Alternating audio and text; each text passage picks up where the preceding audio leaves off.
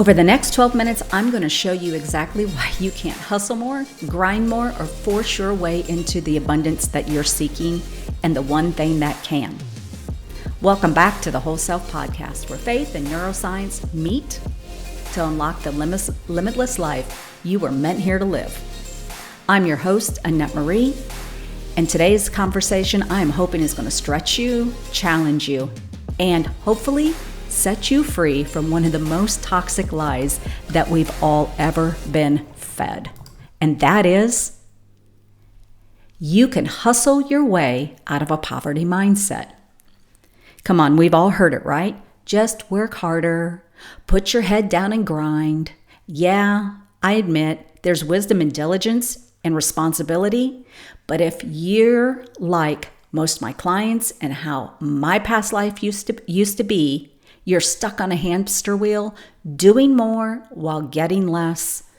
Well, I want to offer you a radical truth. You don't have a hustle problem. What you have actually is a receiving problem. Most of us were raised with the belief that hard work alone is the golden ticket. And while that may have worked for some, for many, especially those of us carrying unhealed trauma or deep-rooted scarcity, it hasn't brought the freedom or overflow that we were promised. Because you're out there and you're doing all the things and you're praying and you're grinding and you're visualizing, and yet the breakthrough hasn't come. So let me say this clearly as we get into this. There is absolutely nothing wrong with you. You're not broken. You are a powerful soul navigating the human experience, and you are doing the best you can with the tools in your toolbox. The truth is that your beliefs, and by extension your nervous system, are why you haven't witnessed the desires or your desired results. And this is how this works. What you believe determines what you think. What you think informs how you feel. What you feel drives how you behave, and your behavior fuels the actions you take or don't take, and your actions shape your reality every single time. Thereby, it roots your beliefs at an even deeper level, making them more unshakable. But your outer world, we need to remember this, your outer world, it reflects your inner world. And this means that your actions or interactions shape the life you do or don't live. It shapes the relationships you have or don't have, the career you have or don't have, and it does include the bank balance you have or don't have. And until the core beliefs change, your mind is going to continue to steer you towards what feels familiar and safe. And remember here, your mind's primary job is to keep you safe, even if that means experiencing feelings of lack, fear, or struggle. It absolutely prioritizes what is known over what could truly benefit your life, your well-being, and your faith. And I'm going to emphasize that last part, your faith. Because faith, the faith aspect, for many, it's not merely an afterthought, it's central to our lives. When things aren't going as we hope, we often begin to question our connection to God. And this can lead us to tell ourselves some really wild stories that reinforce the negative beliefs. And some of those could be, I'm not favored in life, or God really doesn't care about me or want me to have more than my basic needs met. And this is simply false. So let me kind of illustrate this and hang with me, okay, in this example. Let's imagine that God himself comes to your door to personally hand deliver a blessing. But, it's 11 p.m. at night, and your subconscious belief tells you nothing good happens at this hour. So God continues to knock and knock and knock and knock, but you don't open that door. And as a result, you miss out on what you've been praying for. The reality is this: it isn't that God didn't come through. It's that you couldn't recognize or accept the blessing because of the limiting belief. You can see where this could kind of sabotage ourselves, right? Especially if we let this go unchecked. And this is exactly why hustle can be hollow. You can't override a poverty mindset with more effort. You have to rewrite the belief that says you're not worthy of more. And so how do we break this cycle? Well, I'm going to give you 5 steps. And the first step is awareness. And this is going to be the first step in any transformation, whether it's spiritual, scientific. It's about awareness. It's also spiritual warfare. Okay, awareness is spiritual warfare. This is where you become mindful of your reoccurring and looping thoughts. And if a thought kind of makes you feel tense, anxious, or ashamed, it's likely a subconscious belief that doesn't align with the desired reality. Step 2 in this, you've got to decide and declare. Clearly identify what it is that you truly want, and then declare it, not just once, but every single day. And you'd be amazed how many people, when asked this question, can't tell you what they truly want. It's usually something superficial. And I want to add this on. This part, there's a crucial point. Simply wanting change isn't enough. You must be fully committed to letting go of these old ways. Indecision is not going to work here. It will only make it easier for you to revert back to the old habits when challenged, when obstacles arise or present themselves. And it's going to make it easy for you to give up and fall back into the old patterns and thereby reinforce your previous beliefs, making it even harder to create change the next time you try, because you will try again. Step 3, you're going to start searching for evidence.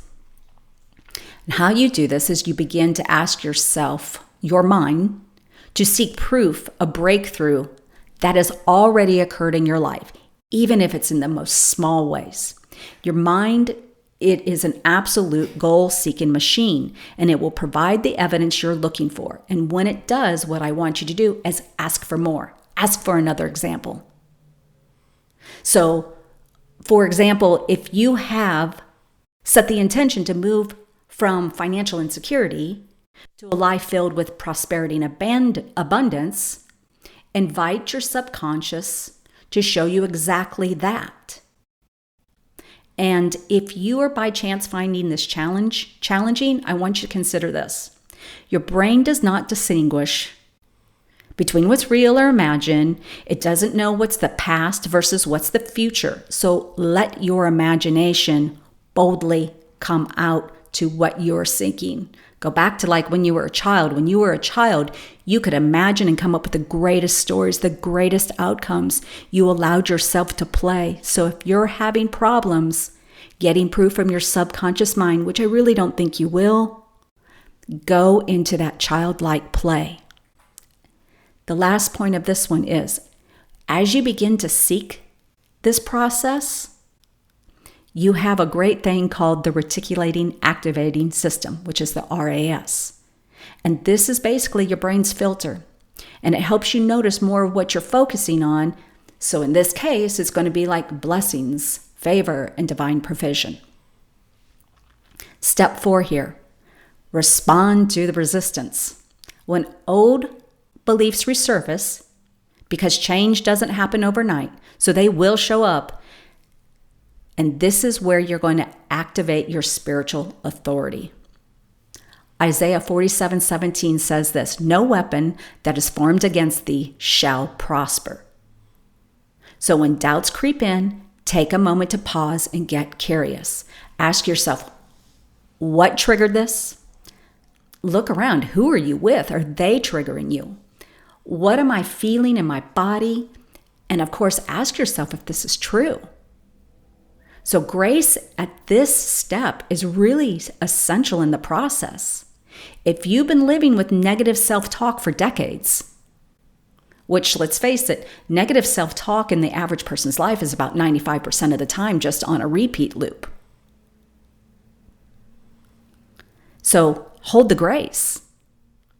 And remember, here's where you're going to be able to build new neurological pathways.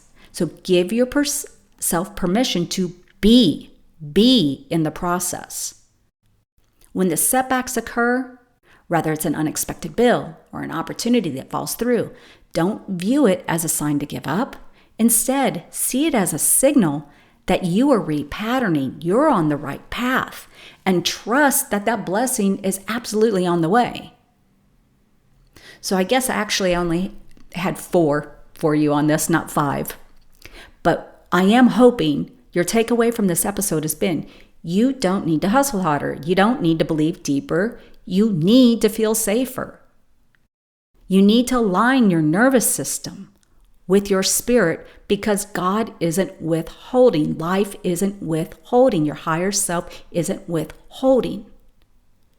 You weren't sent here to live in survival mode. You were created to live in overflow.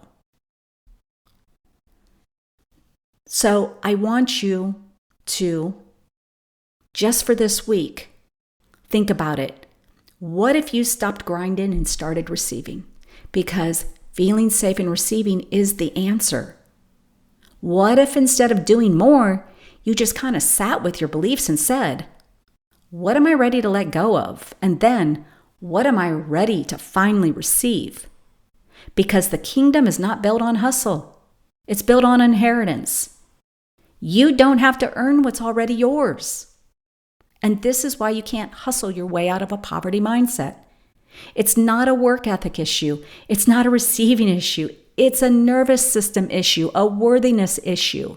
And the breakthrough isn't going to come from just doing more. It comes from believing deeper, receiving fully, and trusting the God who's already declared you worthy. So I'm going to say it again for the people in the back. You don't have to earn what's already yours. I hope this resonates. If this episode spoke to you, please take a moment to rate it, review it, share it, follow. And if you're ready for a deeper dive, I want you to look at the Sacred Wealth Blueprint. It's your next step. This isn't a workbook that's just about money. It's about your identity. It's about healing the relationship with provision, receiving, and the God that authorized the overflow. This is self-paced. It's in 6 parts. I've gotten great reviews over it. I really put my heart and soul into this, and I felt like it was divinely guided. But the link is in the show notes, or you can visit AnnetteMarie.life, Sacred Wealth Blueprint, and grab your digital copy today. And until next time, I'm Annette Marie, reminding you, you were never meant to live scared. You were meant to live sacred. Be blessed and have a great week.